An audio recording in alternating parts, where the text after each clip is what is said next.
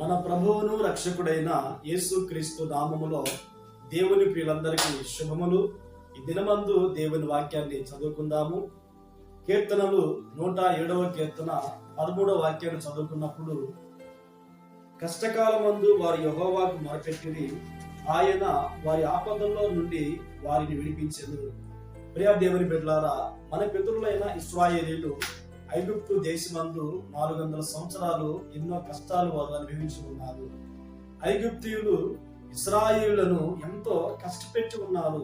వారు చేయు పనుల్లో ఎంతో కష్టాన్ని ఇశ్రాయేలీయులు అనుభవించి ఉన్నారు.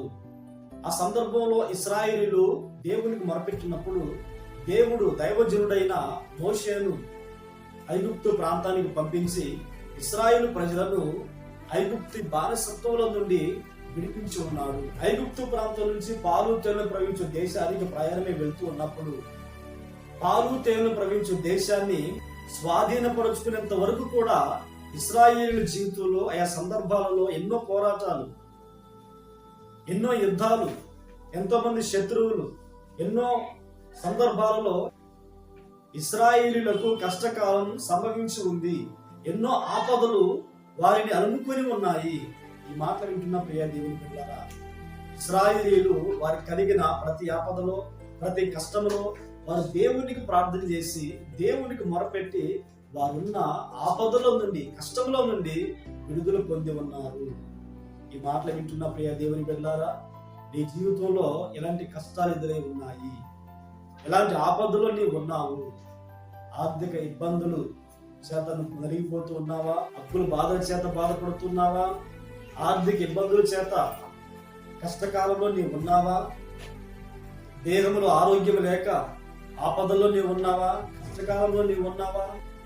దేవుని దృష్టికి యథార్థంగా భక్తి చేస్తూ నడిపించబడుతున్న సందర్భాలలో ఆత్మీయులే కావచ్చు, ఇంటి చుట్టూ ఉన్న బంధువులే కావచ్చు, నిన్ను అవమానపరుస్తూ, హేళన చేస్తూ, దూషిస్తూ మాట్లాడుతున్నారా?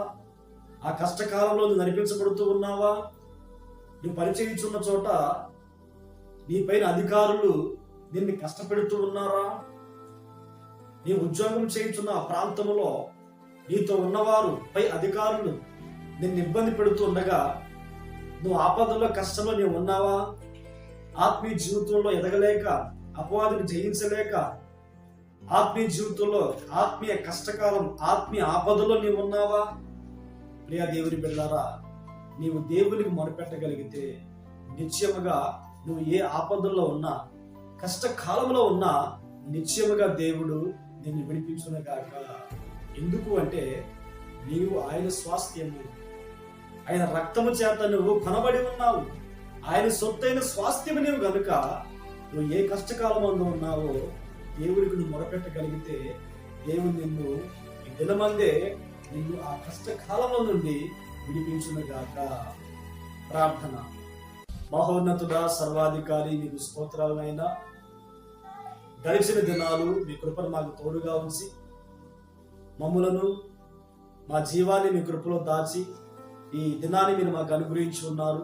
ఈ దినమందు ఈ మాటలు వినుటకు సహాయం చేసి ఉన్నారు. ఈ ప్రార్థనలో ఏకీభవించిన వారు ఏ కష్టకాలమందు ఉన్నారు నా తండ్రి, ఈ సమయం అందే నీకు ప్రార్థించుకుంటూ ఉండగా ఈ దినమందే మీరు అద్భుతమైన విడుదల ప్రసాదించబోతున్నారు కనుక స్తోత్రాలనైనా. ఈ దినమంతా కృపాక్షేమాలతో నింపి ఆశీర్వదించి మహిమను పొందమని యేసు నామములో ప్రార్థించి అడిగి పొంది ఉన్నాము తండ్రి. ఆమేన్, ఆమేన్. మరిన్ని ఆత్మీయ సందేశాల కొరకు షిలోహు సన్నిధి అనే మా ఛానల్ని లైక్ చేయండి, షేర్ చేయండి, సబ్స్క్రైబ్ చేసుకోండి. దేవుడు మిమ్మల్ని ఆశీర్వదించునుగాక. ఆమేన్.